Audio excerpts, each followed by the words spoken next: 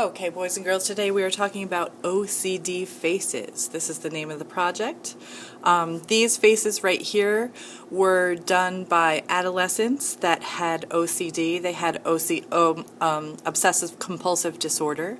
They had such severe cases of obsessive compulsive disorder that they were in a home, and this is one of the things they did as an artistic way to express themselves. And it's amazing because they did probably a better job than most people that don't have OCD because of their what's quoted as disability. Doesn't necessarily have to be a disability. It can be a strength in other areas. So we are going to be working on your papers that you have already divided into 6 squares. This square right here should have been your pre-assessment. So I'm going to put PA and I'm going to cross it out because I didn't do one. And then I'm going to move over to the next square right here. You are going to be using 2 different kind of Sharpies. We are not using pencil. Not using pencil to begin with. If you make a mistake, you just have to figure out how it's going to fit into your artwork, and that's part of the process of overcoming mistakes. That's part of the process that the people with OCD had to overcome because they only worked in pen, ink pen. So they did not do any pencil to begin with, and it was really hard for them because they want everything to be perfect. So we have to get over that with our little bit of art therapy here, and not worry about the mistakes. Work our mistakes into beautiful, beautiful mistakes instead of mistakes. So we're going to work on that. The first thing you're going to do is with the fine point Sharpie, you could see this says fine point right here. This is the fatter one that we're going to use. This is the ultra fine point, and this is the skinnier one. Let me show you the difference right there and right there. So you can see it's really a big difference there. So we're going to start with the fine point, and we are going to make our faces. The face, let me outline this so you can see it a little bit better. The face, the only rule about it is that you cannot make it a normal proportional face. So what we learned in 2nd grade about facial proportion, about having the egg-shaped head and all of that, we're not doing that with this. We're doing disproportionate faces. We're doing strangely shaped faces. We're doing expressive faces. So I'm gonna figure something out. Let's see. Maybe, and you have to fill up the whole space. I'm gonna leave a little space for hair, but maybe my person's part is gonna be right there, and it's going to be a weird part. That's her cheekbone maybe. I'm going to do a girl, and maybe that's her chin. Is that a normal shaped face? No, not at all. So I'm going to do the same thing over here. I'm going to try to make it symmetrical because we always want it to be symmetrical. And it's not quite symmetrical, but that's okay. Alright, so good enough. Alright, so now maybe I want to outline the hair as well. Maybe I want her to have ponytails because I have a little bit of space up there. So maybe I'm going to do this for ponytails and have her have a tiny little ponytail. This is all in my fine tip. I have a little fuzzy on my fine tip. Okay. This is all in my fine tip Sharpie, the fatter Sharpie of the 2. And maybe I'm going to have her hair come out from here. We're going to have a little ponytail thing and a little tiny ponytail right there. Okay, now with the fine tip Sharpie you have to do eyebrows. I'm going to do maybe severe eyebrows like this. And I'm going to try to be symmetrical, though with eyebrows you don't have to be symmetrical. You could have one eyebrow up and one eyebrow down because people do that. I'm going to do a nose. I'm going to do a very skinny nose for her because I'm just thinking of her, looking at her face, and I'm thinking she has a very skinny nose. I'm going to do her little nostrils right here and her little nostril right here. So that's her nose. Notice it's an enclosed space for her nose. Your noses should be an enclosed space. Then I'm going to do her mouth. Her mouth maybe is in a frown. So I'm going to do a mouth like this. So it comes up here, and then maybe it goes like that. So she's got like a frowny face. So now I need to do her eyes. I want her eyes to be pretty big. You don't have to have their eyes big. You can have them however you want to have them, but they're not going to be shaped normal. Maybe I'm going to be shaped like this and go straight across.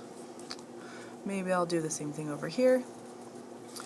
I had like that. I had like that, and go straight across. Okay, so those are her eyes. I'm going to do the inner part of her eyes. I'm just going to do the round part. I'm not going to do the inside yet because we're going to take a look at this to see how you do the inside of the eye. I'm going to do, it's right about here. I want it to be symmetrical. I don't want it to look like she's looking at something else, so I want it to be symmetrical. Ooh, she looks mean. Okay. The next thing we have to do, once you have the eyebrows, the nose, the eyes, the mouth done, then you have to do separations of the face. Separations of the face are very important, and it's the last thing you do in the thicker Sharpie. So, separations of the face. You want to do natural separations, like see, like where a nose meets the edge of your mouth. That's a natural like wrinkle that happens in people. Also down here, there would be a natural wrinkle, I think here and here, because that's where I have this weird bump. So I'm going to separate the face there. The cheeks are going to be very light in color, so I'm going to separate those out. Maybe also from the nose. I'm going to separate to the eye, nose to the eye. And this is too big of a space, so I have to separate. Well, maybe I could leave it like that. I don't know. Maybe I'll separate it like this. Yeah, I like that. Okay. And I want just to carry this line out and this line out so that I have this cheek area for me to use. Up here, I probably want to carry this line out to separate the eyebrows, but I need it to be an enclosed space here. So maybe I'm going to close it right here because it just takes a little line right there. Let's see. For this, I'm probably going to close right here and right here, so I have this enclosed space and this enclosed space. And I think I can leave the forehead as it is. You could put a line here, but I think that's fine. And the hair is always its own thing. So now I'm going to put the cap on the fat marker. I am done with the fat marker. I'm going to set that aside. I'm going to get my skinnier marker, which is the ultra fine point marker. Now this is where it gets interesting because you're going to be doing lots and lots of tiny little lines. So what I want to figure out first is what's going to be my darkest point. And I think my lips are going to be the darkest point. So I'm going to do a tiny little line like this. I like to do curved lines. You could do straight lines, you could do curved lines, whatever you want. I like to accentuate whatever curve or straightness that the thing already is. So I'm going to do a curve over here, curve over here. The closer together you have your lines, the darker the item is going to appear. So that's how you create shades and tints in ink. You put the lines further apart or closer together, or you can even put the lines on top of each other to make them darker. So a line on top of a line. It's kind of called cross hatching. Line on top of line to make it darker. And I'm going to do the same thing down here. It's just a little curved line that's nice and close together right on top of that other curved line that is in the bottom already. You can see just from that one part, this is going to take a long time, okay? I'm going to do a different kind of line in every section. In the cheek, I'm probably going to do this. And they're pretty far apart because the cheek is a bright part of your face. Cheeks stick out. They are generally lighter in color than the other parts of your face that have more shadows. I want to be symmetrical, so I'm going to do the same thing over here.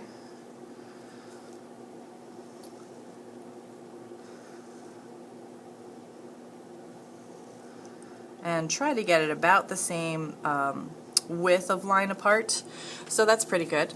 Up here, this is going to be pretty dark, I would think, because it is a dark part of your face. It's mostly in shadow, so this part is going to be in shadow too, so maybe I could go like this.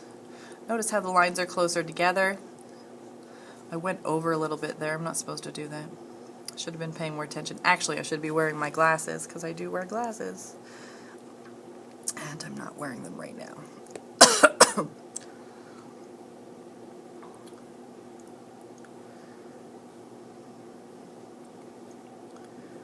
Now, if you do have some that are a little far apart and you're like, oh, that's too far apart, just go back, put a line in between. Doesn't have to be perfect. All right, so do I want to put another line in here? Probably. Maybe not as close together, though, because I don't want it to be totally, totally dark like the lips are.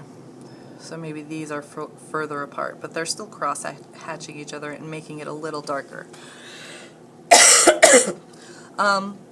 These are a little too light for me, so I think I am going to make another line on them. Maybe a curved line, and maybe these ones are closer together. Slightly. Because remember, this is a light part of your face. It is not in shadow.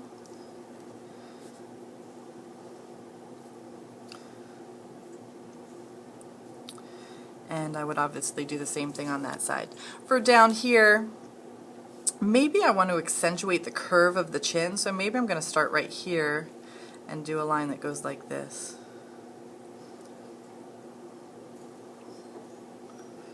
Like a rainbow out of control. Oh, I like that. Okay. I probably have to do a line going over it because it should be a little darker. Maybe a little sunburst kind of a line going through. So I'm doing patterns on top of patterns. And they're just straight lines or curved lines or both.